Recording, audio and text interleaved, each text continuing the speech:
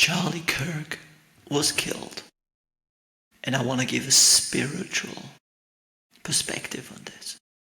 Now, first of all, it was a human being that was killed. Now, all these labels we put on people, Republican or a demagogue or a divisive person, or he was a racist, or all these things that you put on someone, those are just labels. Behind those labels, there's a human being. A flawed, beautiful, messy human being like all of us, with a family, people that loved him, that he loved. So it's very easy to overlook someone's humanity and just to look at the labels.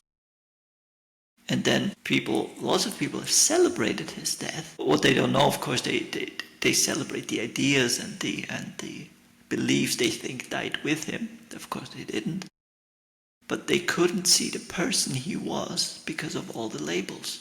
Now, conversely, Charlie did the same thing, of course. He lived in a world where he only saw labels. The left, the Democrats, these people that want to destroy the country. And he couldn't see human beings, his family and everything, yes, but outside of that, very unconscious, just looking at the labels, looking at the outside of a person without being able to see the human being behind it. There's a bit of an irony there because people celebrate his death because they can't see the human being he was, but he also was very unconscious and couldn't see others for the human being they are. Do not lose sight of someone's humanity. And I think that's the first lesson. And the reactions to his death, here's the thing, this is really important. Now, if the first lesson was look at someone's humanity behind the beliefs, the second lesson is things happen in life. For instance, his murder. And you either use it to become more conscious or to sink to more unconsciousness. And that happens with everything. Whether you stub your toe, you have an argument, an accident, whatever. Every situation in life, you either become more conscious or you become more unconscious. The reactions to his death, there was a lot of unconsciousness. On the one hand, people celebrating his death. And then those who kind of used it as, oh, the left is terrible. And being blind, just seeing the labels. You could use this event to become more conscious. That's why I'm making the video. Everything is ultimately about you and your state of consciousness. That's the same thing that I did with the Trump video. You will realize that Donald Trump, it was never about Donald Trump. If you hate Donald Trump, if you love him, it has nothing to do with Donald Trump. Donald Trump is a mirror of the human ego. It's the human ego magnified for us to look at it. So if you hate Donald Trump, you're missing the point. It's a mirror to look at your own unconsciousness, at your own ego. And then the same thing with Charlie Kirk. Whether you celebrate his death or you condemn those who celebrate it, you're saying he was a wonderful man. All of this is unconsciousness. It's not about him as a person. He is a mirror of our consciousness. Just like every person, everything around us is a mirror. Politics doesn't bring change, it only reflects change. And what is he showing us? If you react to this just with your gut, you've overlooked his humanity. But if you blame the Republicans, you've overlooked their humanity. They are not Republicans. They're human beings that have adopted certain beliefs. But these beliefs don't overshadow their humanity. And the same goes for, the other way are they're Democrats and they're leftists and they're human beings, beautiful expressions of life. And all of us, we add on to us labels and beliefs and conditioning. And we believe ourselves to be that. And we forget the humanity in other people. And that is one of the biggest lessons. Don't overlook someone's humanity. He was a human being. Now, you might not agree with his views or what he said. That's fine. But look at the humanity behind him. Behind those beliefs. Because if you only see that, you're unconscious. Now, it has to be said, he He was also unconscious. Charlie Kirk was probably also, all of us are unconscious to a certain, I'm not enlightened either, don't worry. All of us are certainly unconscious, and we act out our unconsciousness. And with Charlie Kirk, there is a bit of an irony there. It's where that's part of the reason I made the video. Someone, for instance, he called for public executions, and that he was killed in a public execution, basically. It's insane.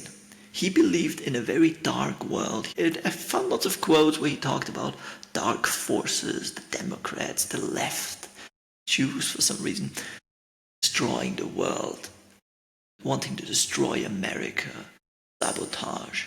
So it's a very fearful and violent world that he believed in. And the irony of him being killed by that violent world. So if you asked him after his death, look, he'd be like, yes, you see, I was right. The Democrats are evil, the left is evil. It's a dangerous world, they want to kill people like me. He'd be very vindicated and justified. Look, I was right. Which is of course an insane thing, but all of us.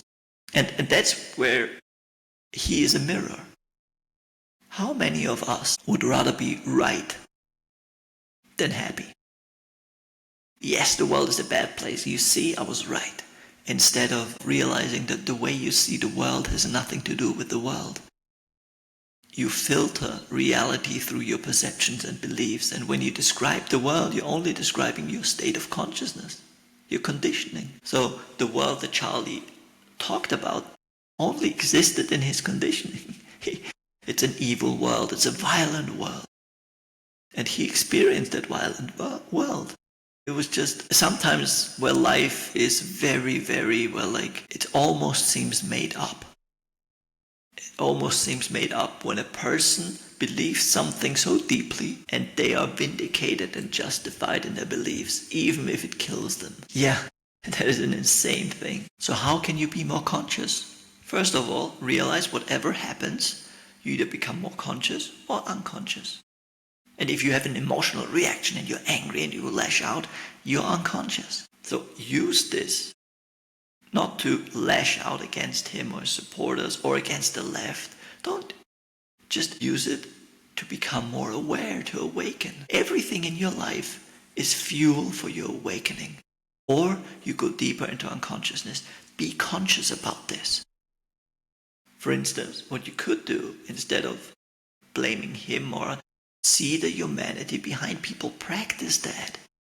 There are people with democratic beliefs or Republican beliefs, but that's not who they are.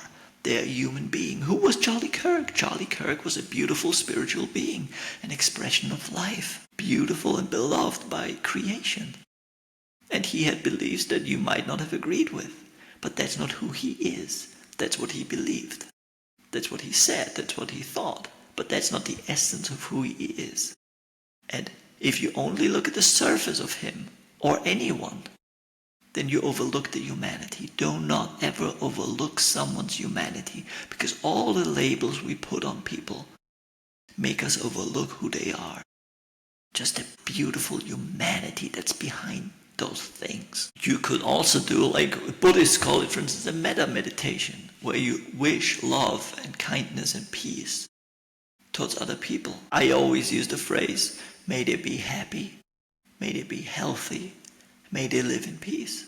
May Charlie, may his family, may Republicans, may Democrats, may they be happy, may they be healthy, may they live in peace. May his family be happy, be healthy, and live in peace. Whoever you see and have a feeling of hatred, wish them well, bless them. Bless them. There are people in my life I do not like, but I realize that's the conditioning they have. I don't like their conditioning. Behind that there is a human being. And I always remind myself, pray for them. Bless them. Because if you overlook someone's humanity, that's sad. And you're on the spiritual path. And you're going to slip up, you're going to make mistakes. Don't worry about it. But now is your chance to see someone's humanity. Bless them. And the last thing, like I said before, what world do you live in? Charlie lived in a very fearful world. He was a frightened man. Don't be fooled how people appear. Like people think they're strong men, they're tough, they're powerful. Behind that, there's always fear. And he believed in a violent world. He believed in a world where dark forces are out to get him and America. Now, that's of course just his conditioning. And that's how just like you can't see the humanity of someone because of all the labels, you can't see the world, you can't see reality because of all your conditioning and beliefs, because they're like glasses that you see through and you're convinced this is what the world is like. You ask Charlie, he'll be convinced this is what the world is like.